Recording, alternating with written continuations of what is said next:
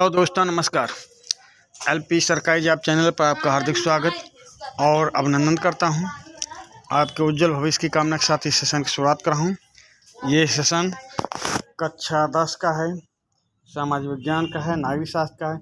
ये पार्ट 3 नहीं भाई, पार्ट 3 है। ये पार्ट 3 है, पार्ट 2 है। पार्ट 3 है, पार्ट 2 है। संघवाद का सेशन तीसरा। ये पार्ट 3 नागरिक शास्त्र के पार्ट 2 संघवाद का तीसरा सेशन है। फिर से सुन ले, पार्ट 3 नागरिक शास्त्र, पार्ट 2 संघवाद का तीसरा सेशन है। तीसरा सेशन क्या है? लघु उत्तरीय और दीर्घ उत्तरीय प्रश्नों की व्याख्या। लघु उत्तरीय और दीर्घ उत्तरीय प्रश्नों की व्याख्या है। इसमें ज़्यादा प्रश्नों को नहीं रखा हूँ, एक आधार आपके लिए प्रस्तुत किया हूँ। उस आधार पर और आपको बहुविकल्पी प्रश्नों के द्वारा बढ़ा देना है उत्तर को, क्योंकि जितना उत्तर दे रहा हूँ, जितनी व्याख्या दे रहा हूँ, वो केवल एक आधार प्रस्तुत कर रहा हूँ। उसको आपको बढ़ा के लिखना है, बहुविकल्पी प्रश्नों की व्याख्या करके लिखना है, बहुविकल्पी प्रश्नों को जोड़कर लिखना है, उत्तर को बड़ा करना है। ये समझ लें। तो चलिए अब इन प्रश्नों को देखते हैं। इसमें पहला प्रश्न है, भारत में केंद्र और राज्यों के बीच सत्ता के बंटवारे की किन्हीं 3 विशेषताओं का वर्णन कीजिए। प्रश्न नंबर 1, भारत में केंद्र और राज्यों के बीच सत्ता के बंटवारे की किन्हीं 3 विशेषताओं का वर्णन कीजिए। देखिए भाई, विशेषताएं कौन सी हैं? संविधान में स्पष्ट रूप से केंद्र और राज्य सरकारों के बीच विधायी अधिकारों का बंटवारा निम्न प्रकार से किया गया है। उत्तर क्या है? संविधान में स्पष्ट रूप से केंद्र और राज्य सरकारों के बीच विधायी अधिकारों का बंटवारा निम्न प्रकार किया गया है। संघ सूची देखें। संघ सूची, इसमें प्रतिरक्षा, विदेश, बैंकिंग, संचार, मुद्रा जैसे राष्ट्रीय महत्व के विषय हैं। इन पर केंद्र सरकार कानून बनाती है। जो राष्ट्रीय महत्व के विषय हैं, उन पर केंद्र सरकार कानून बनाती है। दूसरा क्या है? राज्य सूची। इसमें पुलिस, व्यापार, वाणिज्य, कृषि, सिंचाई जैसे प्रांतीय महत्व के विषय आते हैं। इस पर कानून बनाने का अधिकार राज्य सरकार को है। जो राष्ट्रीय स्तर के विषय हैं, उस पर केंद्र सरकार, जो राज्य स्तर के विषय हैं, उस पर राज्य सरकार कानून बनाती है। तीसरी सूची देखें, समवर्ती सूची। समवर्ती सूची देखें। समवर्ती सूची, इसमें शिक्षा, वन, मजदूर संघ, विवाह जैसे विषय शामिल हैं। इन पर कानून बनाने का अधिकार केंद्र तथा राज्य दोनों सरकारों को है। लेकिन जब दोनों के कानूनों में टकराव हो तो केंद्र सरकार द्वारा बनाया गया कानून ही मान्य होगा। समझिए, इसमें शिक्षा, वन, मजदूर संघ, विवाह जैसे विषय शामिल हैं।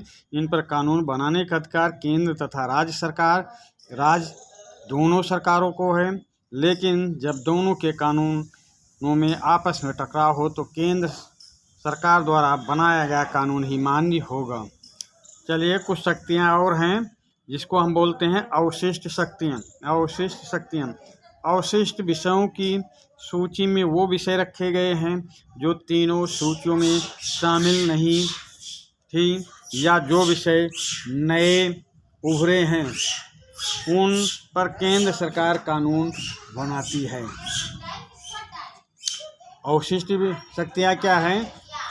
जब संविधान में शक्तियों का बंटवारा हुआ, उस वक्त जिन शक्तियों का वर्णन संविधान में नहीं था, वो शक्तियाँ उभर कर सामने आईं, वो विषय उभर कर सामने आए, तो उस विषय को या उन शक्तियों को केंद्र अपने अंदर में रखी, उस पर कानून बनाने का अधिकार केंद्र सरकार को है। तो अवशिष्ट शक्तियाँ किनके पास है? केंद्र सरकार के पास।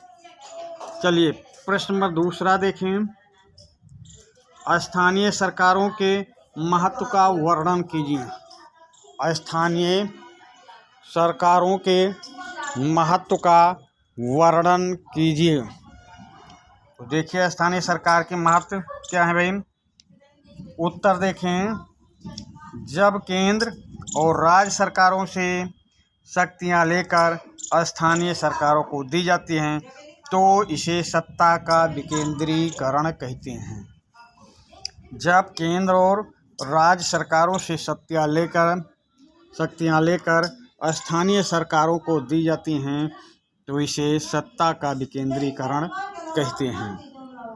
आगे देखिए, इसमें तीसरे स्तर को स्थानीय शासन कहा जाता है। पहले स्तर पर केंद्र, दूसरे स्तर पर राज्य और तीसरे स्तर पर स्थानीय शासन कहा जाता है। स्थानीय शासन का महत्व निम्नलिखित है। स्थानीय शासन का महत्व निम्नलिखित है। चलिए भाई देखते हैं क्या महत्व है। नंबर 1, अनेक समस्याओं का निपटारा स्थानीय स्तर पर ही बढ़िया ढंग से हो सकता है। अनेक समस्याओं का निपटारा स्थानीय स्तर पर ही बढ़िया ढंग से हो सकता है, क्योंकि लोगों को अपने इलाके की समस्याओं की बेहतर समझ होती है। क्यों हो सकता है भाई? क्योंकि लोगों को अपने इलाके की समस्याओं की बेहतर समझ होती है। नंबर 2, लोगों को इस बात की भी जानकारी होती है कि पैसा कहाँ खर्च किया जाए और चीज़ों का अधिक कुशलता से उपयोग किस तरह किया जा सकता है। दूसरा देखें, लोगों को इस बात की भी जानकारी होती है कि पैसा कहाँ खर्च किया जाए और चीज़ों का अधिक कुशलता से उपयोग किस तरह किया जा सकता है। चलते हैं तीसरा देखते हैं। स्थानीय स्तर पर लोगों को फैसलों में सीधे भागीदार बनाना भी संभव हो जाता है। स्थानीय स्तर पर लोगों को फैसलों में सीधे भागीदार बनाना भी संभव हो जाता है।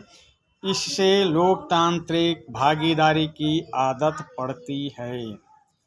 इस प्रकार स्थानीय सरकारों की स्थापना स्वशासन के लोकतांत्रिक सिद्धांत को वास्तविक बनाने का सबसे अच्छा तरीका है।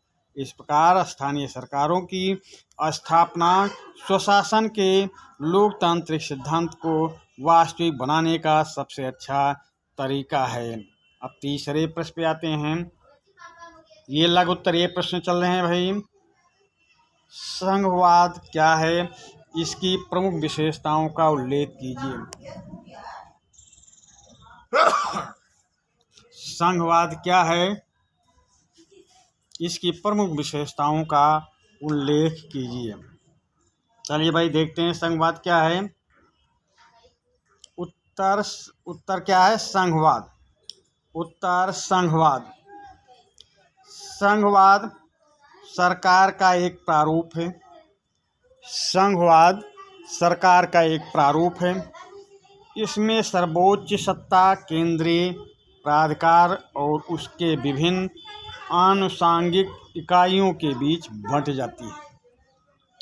संघवाद सरकार का एक प्रारूप है। इसमें सर्वोच्च सत्ता केंद्रीय प्राधिकार और उसके विभिन्न आनुषंगिक इकाइयों के बीच बंट जाती है। संघवाद की प्रमुख विशेषताएं। संघवाद की प्रमुख विशेषताएं निम्नलिखित हैं। संघवाद की प्रमुख विशेषताएं निम्नलिखित हैं। यहाँ सरकार 2 या अधिक स्तरों वाली होती है। यहाँ सरकार 2 या अधिक स्तरों वाली होती है। चलिए इसमें नंबर 1 डाल दें। यहाँ सरकार 2 या अधिक स्तरों वाली होती है, नंबर 1 हो गया। अब नंबर 2 देखें। अलग अलग स्तर की सरकारें एक ही नागरिक समूह पर शासन करती हैं। अलग अलग स्तर की सरकारें एक ही नागरिक समूह पर शासन करती हैं, पर कानून बनाने, कर वसूलने और प्रशासन का उनका अपना अधिकार क्षेत्र होता है।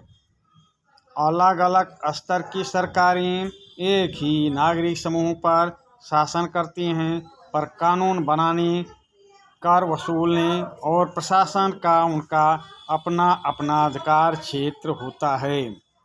तीसरे पे चलते हैं। तीसरा देखते हैं। विभिन्न स्तरों की सरकारों के अधिकार क्षेत्र संविधान में स्पष्ट रूप से वर्णित हैं। विभिन्न स्तरों की सरकारों के अधिकार क्षेत्र संविधान में स्पष्ट रूप से वर्णित हैं। इसलिए संविधान सरकार के हर स्तर के पहलुओं पर विचार करती है। सरकार के हर स्तर के पहलुओं पर विचार करती है। पहलुओं पर विचार करती है। पहलुओं पर विचार करती है। एक ही स्तर सरकार के हर स्तर के पहलुओं पर विचार करती हैं। पहलुओं पर विचार करती हैं। एक स्तर की सरकार अकेले नहीं बदल सकती। ऐसे बदलाव दोनों स्तर की सरकारों की सहमति से हो सकते हैं। आप 5वां देखें। अदालतों को संविधान और विभिन्न स्तर की सरकारों के अधिकारों की व्याख्या करने का अधिकार है। विभिन्न स्तर की सरकारों के बीच अधिकारों के विवाद की स्थिति में सर्वोच्च न्यायालय निर्णायक की भूमिका निभाता है। 5वां, अदालतों को संविधान और विभिन्न स्तर की सरकारों के अधिकारों की व्याख्या करने का अधिकार है। विभिन्न स्तर की सरकारों के बीच अधिकारों के विवाद की स्थिति में सर्वोच्च न्यायालय निर्णायक की भूमिका निभाता है। चलिए 6ठा देखते हैं भाई। वित्तीय स्वायत्तता निश्चित करने के लिए विभिन्न स्तर की सरकारों के लिए राज्य के अलग अलग स्रोत निर्धारित हैं। वित्तीय स्वायत्तता सुनिश्चित करने के लिए विभिन्न स्तर की सरकारों के लिए राज्य के अलग अलग स्रोत निर्धारित हैं। देश की एकता की सुरक्षा करना और उसे बढ़ावा देना तथा इसके साथ ही क्षेत्रीय विविधताओं का पूरा सम्मान करना। 7वां देखते हैं। 6ठा फिर देख लें। वित्तीय स्वायत्तता निश्चित करने के लिए विभिन्न स्तर की सरकारों के लिए राज्य के अलग अलग स्रोत निर्धारित हैं। 7वां देखें। देश की एकता की सुरक्षा करना और उसे बढ़ावा देना तथा इसके साथ ही क्षेत्रीय विविधताओं का पूरा सम्मान करना। चलिए प्रश्न नंबर 4 पे आ जाएं।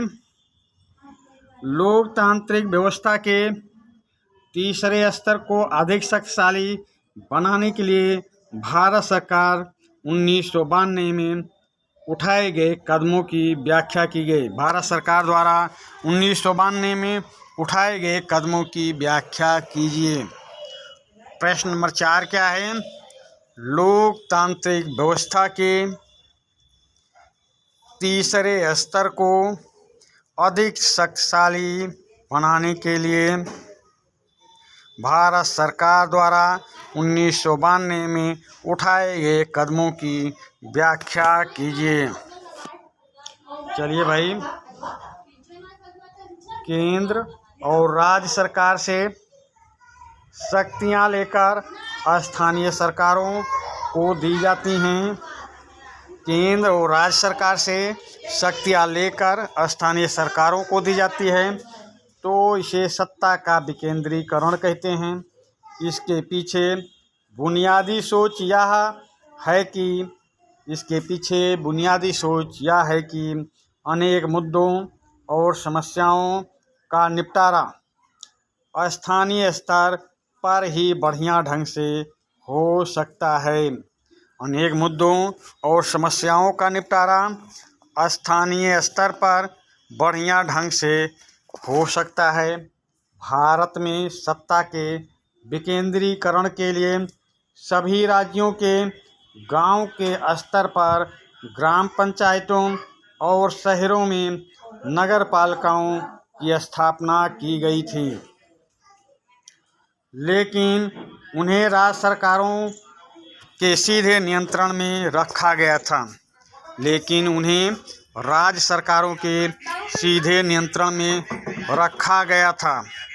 इन स्थानीय सरकारों के लिए नियमित ढंग से चुनाव भी नहीं कराए जाते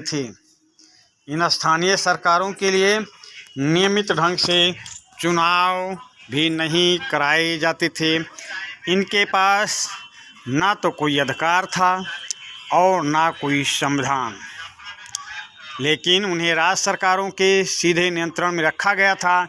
इन स्थानीय सरकारों के लिए नियमित ढंग से चुनाव भी नहीं कराए जाते थे। इनके पास ना तो कोई अधिकार था और ना कोई संविधान। विकेंद्रीकरण का वास्तविक स्वरूप 1992 में परिलक्षित हुआ। 1992 के संविधान में संशोधन करके लोकतांत्रिक शासन व्यवस्था के तीसरे स्तर को मजबूत बनाया गया। अब आगे देखें, नंबर 1, अब स्थानीय स्वशासी निकायों के चुनाव नियमित रूप से कराना संवैधानिक बाध्यता है। अब स्थानीय स्वशासी निकायों के चुनाव नियमित रूप से कराना संवैधानिक बाध्यता है। दूसरा देखें, निर्वाचित स्वशासी निकायों के सदस्य तथा पदाधिकारियों के पदों में अनुसूचित जातियों, जनजातियों और पिछड़ी जातियों के लिए सीटें आरक्षित हैं। निर्वाचित स्वशासी निकायों के सदस्य तथा पदाधिकारियों के पदों में अनुसूचित जातियों, जनजातियों और पिछड़ी जातियों के लिए सीटें आरक्षित हैं। तीसरा देखें, राज्य सरकारों को अपने राजस्व और अधिकारों का कुछ हिस्सा इन स्थानीय स्वशासन इकाइयों को देना पड़ता है। राज्य सरकारों को अपने राजस्व और अधिकारों का कुछ हिस्सा इन स्थानीय स्वशासन इकाइयों को देना पड़ता है। चौथा देखें, कम से कम 1/3 पद महिलाओं के लिए आरक्षित हैं। कम से कम 1/3 पद महिलाओं के लिए आरक्षित हैं। पांचवा देखिए, प्रत्येक राज्य में पंचायत और नगरपालिका चुनाव कराने के लिए राज्य चुनाव आयोग नामक स्वतंत्र संस्था का गठन किया गया है।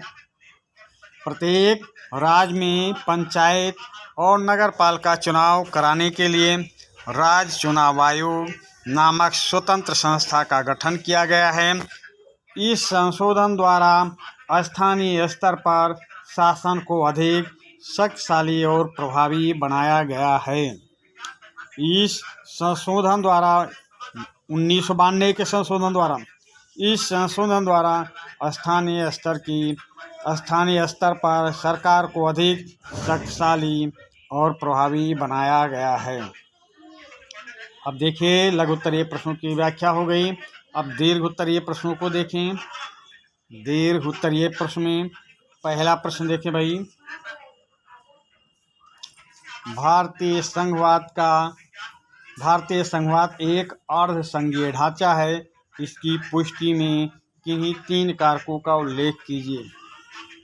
पहला प्रश्न है, भारतीय संघवाद एक अर्ध संघीय ढांचा है। इसकी पुष्टि में किन्हीं 3 कारकों का उल्लेख कीजिए। प्रश्न को अच्छी तरह समझ लें। उत्तर 1, स्वतंत्रता के बाद भारतीय संविधान में भारत को राज्यों का संघ घोषित किया। स्वतंत्रता के बाद भारतीय संविधान में भारत को राज्यों का संघ घोषित किया।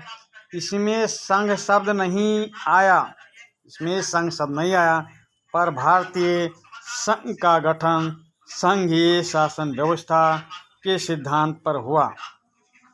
भारतीय संघात्मक शासन की कुछ प्रमुख विशेषताएं निम्नलिखित हैं। भारतीय संघात्मक शासन की कुछ प्रमुख विशेषताएं निम्नलिखित है। नंबर 1 देखिए, इसमें हेडिंग डाल के व्याख्या की गई है। नंबर 1, 2 स्तरीय शासन व्यवस्था। नंबर 1, 2 स्तरीय शासन व्यवस्था। संविधान ने 2 स्तरीय शासन व्यवस्था का प्रावधान किया था। संविधान ने 2 स्तरीय शासन व्यवस्था का प्रावधान किया था। संघ सरकार और राज्य सरकारें बाद में पंचायतों और नगर पालिकाओं के रूप में संघीय शासन का तीसरा स्तर भी जोड़ा गया। संघ सरकार और राज्य सरकारें बाद में पंचायतों और नगर पालिकाओं के रूप में संघीय शासन का तीसरा स्तर भी जोड़ा गया। दूसरा देखें भाई, शक्तियों का बंटवारा। शक्तियों का बंटवारा। तो शक्तियों का बंटवारा हम देखते हैं भाई। संविधान में केंद्र और राज्य सरकारों के विधायी अधिकारों को केंद्र और राज्य सरकारों के विधायी अधिकारों को 3 हिस्सों में बांटा गया। 3 हिस्सों में बांटा गया। संघ सूची में राष्ट्रीय महत्व के विषय, संघ सूची में राष्ट्रीय महत्व के विषय रखे गए जिन पर कानून बनाने का अधिकार केंद्र सरकार को दिया गया। राज्य सूची में कम महत्व के विषय थे जिन पर राज्य सरकार कानून बना सकती है। समवर्ती सूची पर राज्य और केंद्र दोनों कानून बना सकते हैं, केंद्र टकराव की स्थिति में केंद्र का कानून मान्य होगा। फिर से संविधान में केंद्र और राज्य सरकारों के विधायी अधिकारों को 3 हिस्सों में बांटा गया। संघ सूची में राष्ट्रीय महत्व के विषय रखे गए जिन पर कानून बनाने का अधिकार केंद्र सरकार को दिया गया। राज्य सूची में कम महत्व के विषय थे जिन पर राज्य सरकार कानून बना सकती है। समवर्ती सूची पर राज्य और केंद्र दोनों कानून बना सकते हैं, किंतु टकराव की स्थिति में केंद्र का कानून मान्य होगा। तीसरा देखें, कठोर संविधान। कठोर संविधान। हमारे संविधान में केंद्र व राज्यों के बीच सत्ता का बंटवारा लिखित रूप से किया गया है। हमारे संविधान में केंद्र व राज्य के बीच सत्ता का बंटवारा लिखित रूप से किया गया है। इसमें परिवर्तन करना आसान नहीं है। इसके लिए संसद के दोनों सदनों में 2/3 बहुमत से प्रस्ताव पास करके परिवर्तन के लिए इसके लिए संसद के दोनों सदनों में 2/3 बहुमत से प्रस्ताव पास करके कम से कम आधे राज्यों की विधानसभाओं से उसे मंजूर कराया जाता है। इस प्रकार कठोर संविधान संघात्मक शासन की प्रमुख विशेषता है। चलते भाई चौथे पे देखते हैं संघात्मक शासन की चौथी विशेषता, शक्तिशाली न्यायपालिका। शक्तिशाली न्यायपालिका। संघात्मक शासन में न्यायपालिका की भूमिका महत्वपूर्ण होती है। संघात्मक शासन में न्यायपालिका की भूमिका महत्वपूर्ण होती है। भारत में शक्तियों के बंटवारे से संबंधित कोई विवाद होने की स्थिति में फैसला उच्च न्यायालय और सर्वोच्च न्यायालय में ही होता है। संघात्मक शासन में न्यायपालिका की भूमिका महत्वपूर्ण होती है। भारत में शक्तियों के बंटवारे से संबंधित कोई विवाद होने की स्थिति में फैसला उच्च न्यायालय और सर्वोच्च न्यायालय में ही होता है। पांचवा देखते हैं भाई, वित्तीय स्वायत्तता। सरकार चलाने और अपनी जिम्मेदारियां निभाने के लिए केंद्र और राज्य सरकारों को कर लगाने, राजस्व वहन या वसूलने और संसाधन जमा करने का अधिकार है। राज्य सरकारों को वित्तीय स्वायत्तता प्राप्त है। राज्य सरकार चलाने, अपनी जिम्मेदारियां निभाने के लिए केंद्र और राज्य सरकारों को कर लगाने, राजस्व वसूल करने है भाई, ये वसूल करने, राजस्व वसूल करने और संसाधन जमा करने का अधिकार है। राज्य सरकारों को वित्तीय स्वायत्तता प्राप्त है। छठा देखें भाई, एकीकृत न्यायपालिका। संघ सरकार की छठवीं विशेषता, एकीकृत न्यायपालिका।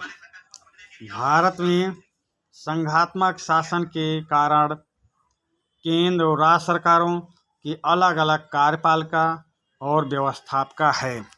भारत में संघात्मक शासन के कारण केंद्र और राज्य सरकारों की अलग अलग कार्यपालिका और व्यवस्थापिका है, किंतु न्यायपालिका दोनों के लिए एक ही है।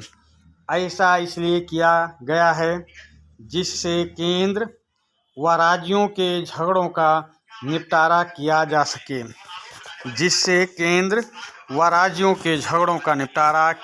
सके।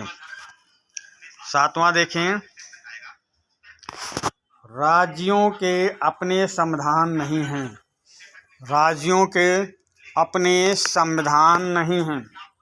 भारतीय संघ के सारे राज्यों को बराबर अधिकार नहीं है। भारत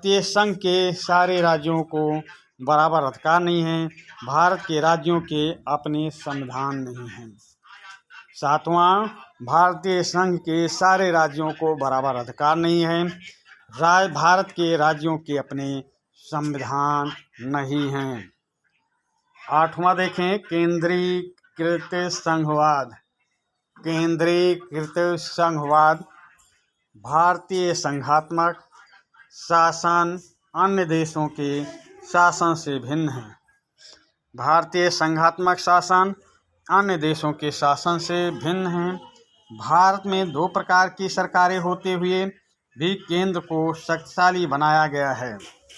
भारत में 2 प्रकार की सरकारें होते हुए भी केंद्र को शक्तिशाली बनाया गया है। केंद्र को अधिक अधिकार दिए गए हैं, इसलिए भारतीय संघ को एकीकृत संघ कहा जाता है। इसलिए भारतीय संघ को एकीकृत संघवाद कहा जाता है।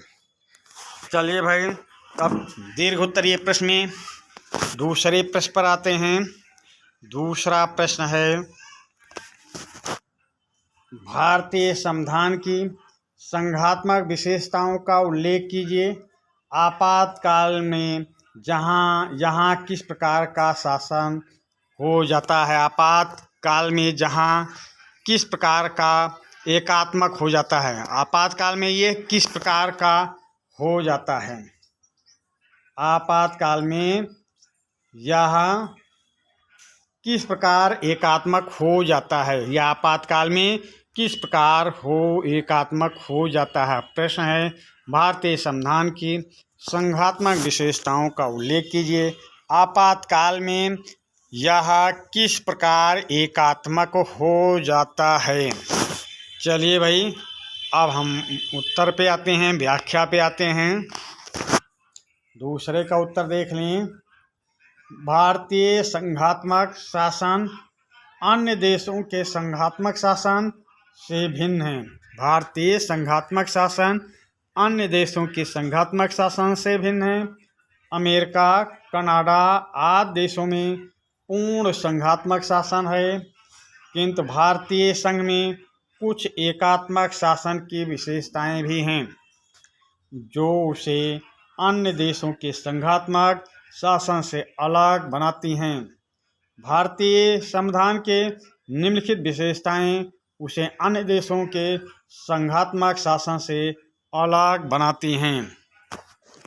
भारतीय संघात्मक शासन अन्य देशों के संघात्मक शासन से भिन्न है। अमेरिका, कनाडा आदि देशों में पूर्ण संघात्मक शासन है, किंतु भारतीय संघ में कुछ एकात्मक शासन की विशेषताएं भी हैं जो उसे अन्य देशों के संघात्मक शासन से अलग बनाती हैं। भारतीय संविधान के निम्नलिखित विशेषताएं उसे अन्य देशों के संघात्मक शासन से अलग बनाती हैं। नंबर 1 देख लें भाई। भारतीय संविधान में कहीं भी संघात्मक शब्द का प्रयोग नहीं किया गया है। भारतीय संविधान में कहीं भी संघात्मक शब्द का प्रयोग नहीं किया गया है। इसमें केवल यह कहा गया है कि भारत राज्यों का संघ होगा। इसमें केवल ये कहा गया है कि भारत राज्यों का संघ होगा। नंबर 2, केंद्र सरकार को राज्य सरकारों से अधिक विषय दिए गए हैं। केंद्र सरकार को राज्य सरकारों से अधिक विषय दिए गए हैं। संघ सूची में सबसे अधिक विषय तथा महत्वपूर्ण विषय हैं। संघ सूची में सबसे अधिक तथा महत्वपूर्ण विषय हैं। विशेष परिस्थितियों में आपातकाल के समय विशेष परिस्थितियों में आपातकाल के समय केंद्र राज्य सूची पर भी कानून बना सकता है। यदि राज्यपाल यह सिफारिश करे कि किसी भी विषय पर केंद्र कानून बनाए तो केंद्र राज्य सूची के विषयों पर भी कानून बना सकता है। समवर्ती सूची में भी केंद्र के कानूनों को महत्व दिया जाता है। अवशिष्ट विषय भी केंद्र के अधिकार में रखे गए हैं। अवशिष्ट विषय भी केंद्र के अधिकार में रखे गए हैं। इस प्रकार केंद्र सरकार को राज्य सरकार से अधिक अधिकार दिए गए हैं। इस प्रकार केंद्र सरकार को राज्य सरकार से अधिक अधिकार दिए गए हैं। तीसरा देखें भाई। एकीकृत न्यायपालिका संघात्मक शासन में केंद्र व राज्यों के लिए अलग अलग न्यायपालिका होती है। एकीकृत न्यायपालिका संघात्मक शासन में केंद्र और राज्यों के लिए अलग अलग न्यायपालिका होती है, किंतु भारत में केंद्र और राज्यों के लिए न्यायपालिका का एक ही ढांचा काम करता है, जिसमें सबसे ऊपर सर्वोच्च न्यायालय, उच्च न्यायालय तथा फिर जिला अदालतें काम करती हैं। एकीकृत न्यायपालिका संघात्मक शासन में केंद्र व राज्यों के लिए अलग अलग न्यायपालिका होती है, किंतु भारत में केंद्र और राज्यों के लिए न्यायपालिका का एक ही ढांचा काम करता है, जिसमें सबसे ऊपर सर्वोच्च न्यायालय, उच्च न्यायालय तथा फिर जिला अदालतें काम करती हैं। तीसरा देखें भाई। राज्यों के अपने संविधान, राष्ट्रध्वज, राष्ट्रगीत नहीं हैं। राज्यों के अपने संविधान, राष्ट्रध्वज, राष्ट्रगीत नहीं हैं। अमेरिका आदि संघात्मक देशों में, जैसे अमेरिका, कनाडा, ऑस्ट्रेलिया, तो अमेरिका आदि संघात्मक देशों में राज्यों के अपने अलग अलग संविधान हैं।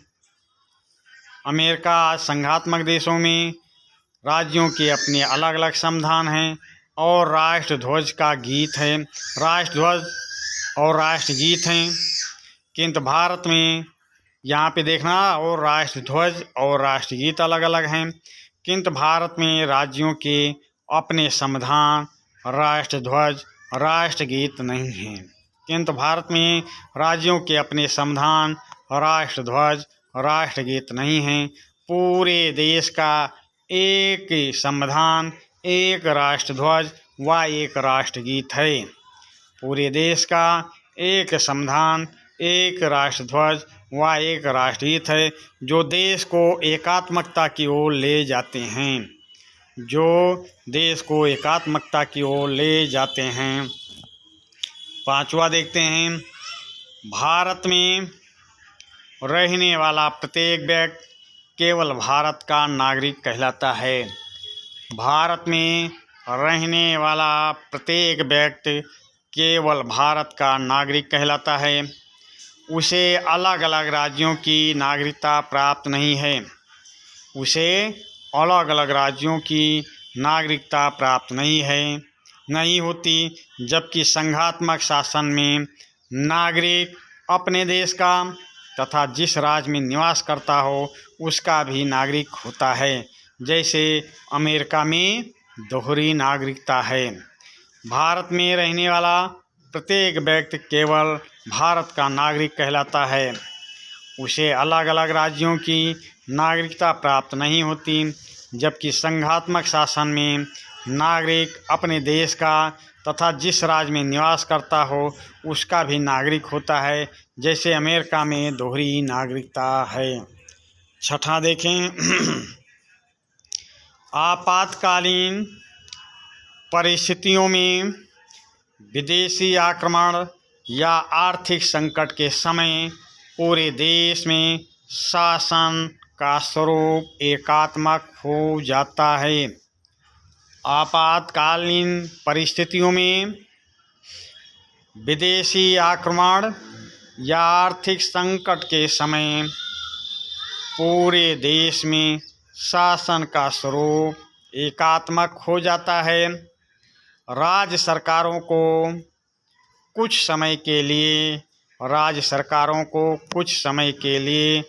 स्थगित कर दिया जाता है। राज्य सरकारों को कुछ समय के लिए स्थगित कर दिया जाता है।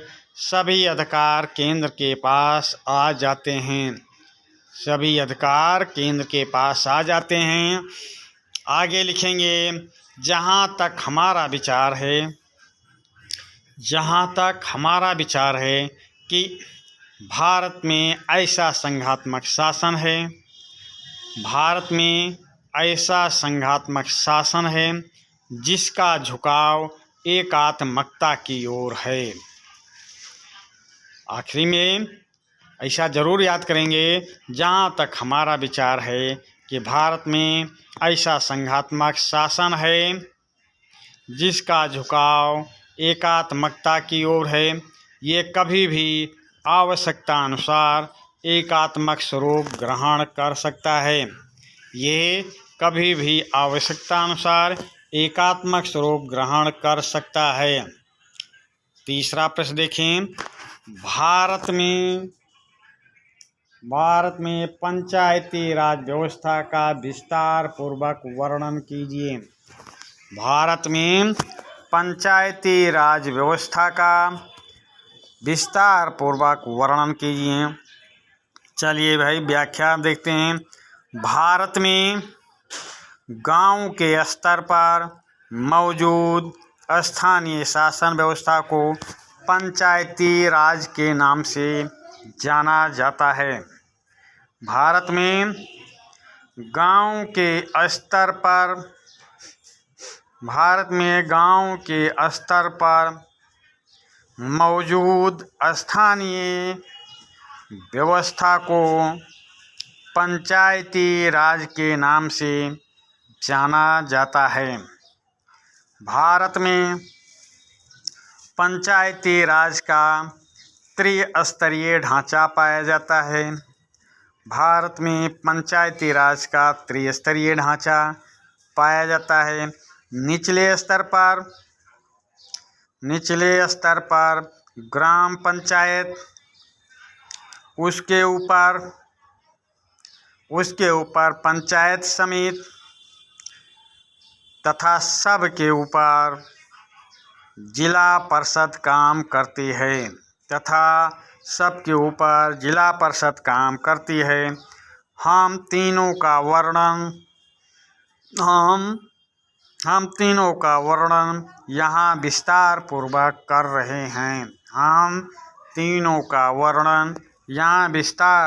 कर रहे हैं। नंबर 1 ग्राम पंचायत।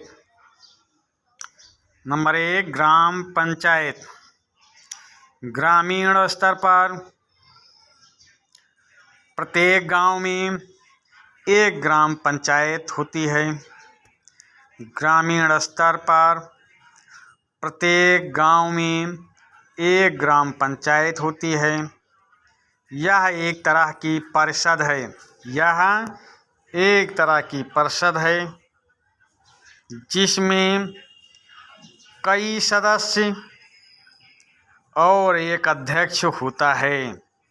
यह एक तरह की परिषद है जिसमें कई सदस्य और एक अध्यक्ष होता है।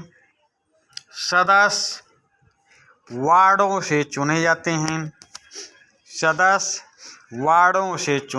हैं और उन्हें पंच कहा जाता है।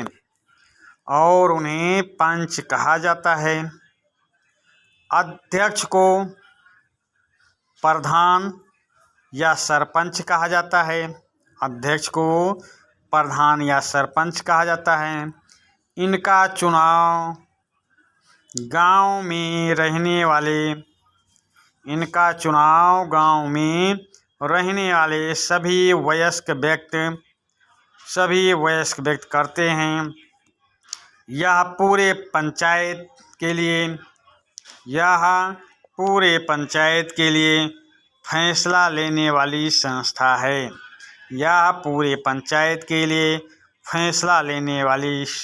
है। पंचायतों का काम ग्राम सभा की देखरेख में चलता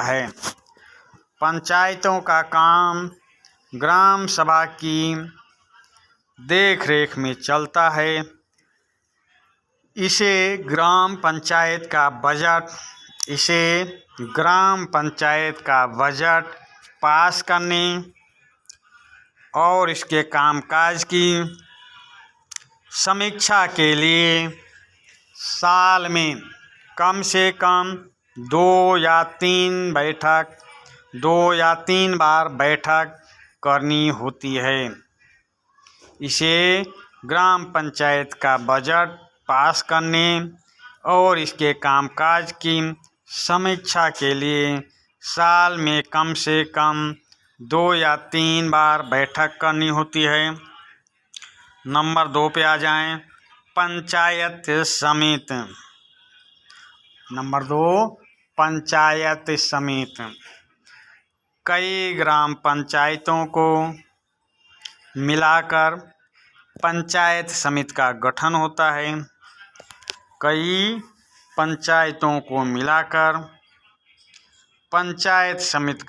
होता है। इसे मंडल या प्रखंड स्तरीय पंचायत भी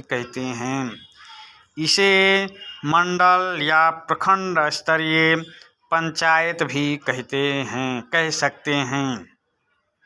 इसके सदस्यों का चुनाव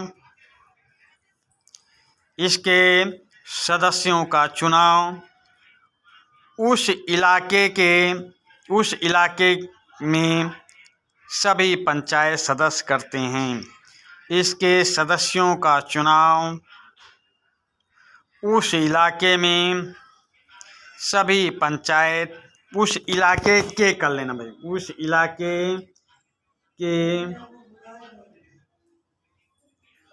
इलाके के सभी पंचायत सदस्य करते हैं। नंबर 3 जिला परिषद। नंबर 3 जिला परिषद। अब जिला परिषद क्या है भाई, चलिए इसके बारे में भी जानकारी प्राप्त करते हैं।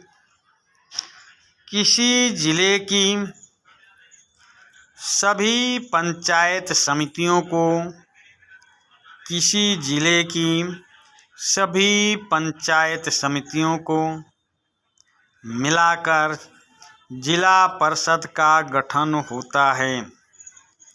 किसी जिले की पंचायत समितियों को मिलाकर जिला परिषद का गठन होता है। जिला परिषद के अधिकांश सदस्यों का चुनाव होता है। जिला परिषद के अधिकांश सदस्यों का चुनाव होता है। जिला परिषद में उस जिले से लोकसभा और विधानसभा के लिए चुने गए सांसद और विधायक तथा जिला स्तर की संस्थाओं के कुछ अधिकारी भी सदस्य के रूप में होते हैं। जिला परिषद का प्रमुख इस परिषद का राजनीतिक प्रधान होता है। किसी जिले की सभी पंचायत समितियों को मिलाकर जिला परिषद का गठन होता है। जिला परिषद के अधिकांश सदस्यों का चुनाव होता है। जिला परिषद में उस जिले से लोकसभा और विधानसभा के लिए चुने गए सांसद और विधायक तथा जिला स्तर की संस्थाओं के कुछ अधिकारी भी सदस्य के रूप में होते हैं। जिला परिषद का प्रमुख इस परिषद का राजनीतिक प्रधान होता है। तो चलिए भाई, इस पाठ से 2 सेशन बहुविकल्पी के आपके पास भेजा हूँ। उन दोनों सेशन को कम से कम 2-3 बार देखेंगे, समझेंगे, याद करेंगे, फिर उनको नोटबुक में लिखेंगे। उसके बाद में ये तीसरा सेशन लघु उत्तरीय और दीर्घ उत्तरीय प्रश्नों का जा रहा, जिसमें 6-7 प्रश्न हैं। पाठ बहुत ही महत्वपूर्ण है। प्रत्येक साल 1-2 क्वेश्चन इस पाठ से आते हैं। तो इस पे आपको लघु उत्तरीय और दीर्घ उत्तरीय प्रश्नों का एक आधार प्रस्तुत किया हूँ, एक भूमिका प्रस्तुत किया हूँ। जितना आपके पास भेज रहा हूँ इतना ही लिखने से काम नहीं बनेगा। उन बहुविकल्पीय प्रश्नों को इन लघु उत्तरीय और दीर्घ उत्तरीय प्रश्नों में जोड़ कर इनको बड़ा करना है। अपने दिमाग से जो बहुविकल्पीय प्रश्न जहाँ सेट हों वहाँ पे इनको सेट कीजिए और इन लघु उत्तरीय और दीर्घ उत्तरीय प्रश्नों को बड़ा कीजिए। भाई, आपके कक्षा 10 के बोर्ड के पेपर में अगर 4 में 4 नंबर लेना है लघु उत्तरीय में, तो कम से कम 2-3 पेज लिखिए। कम से कम 2-3 पेज लिखिए। और दीर्घ उत्तरीय में अगर 6 में 6 नंबर लेना है तो 4-5 पेज लिखिए। अगर दीर्घ उत्तरीय में 6 में 6 नंबर लेना है तो 4-5 पेज लिखिए। ये लघु उत्तरीय और दीर्घ उत्तरीय प्रश्न आपको याद नहीं होते हैं, इसलिए बहुविकल्पी प्रश्न को ज़्यादा रखा हूँ। उन्हीं बहुविकल्पी प्रश्नों से सहारा लेकर इन प्रश्नों को आपको बड़ा कर देना है। इन प्रश्नों के उत्तर को बड़ा कर देना है, इसकी व्याख्या को अच्छी तरह से प्रस्तुत करना है, ताकि 100 में 100 नंबर सामाजिक विज्ञान में आवें। तो चलिए अब इसी के साथ इस सेशन का हम समापन करते हैं। धन्यवाद।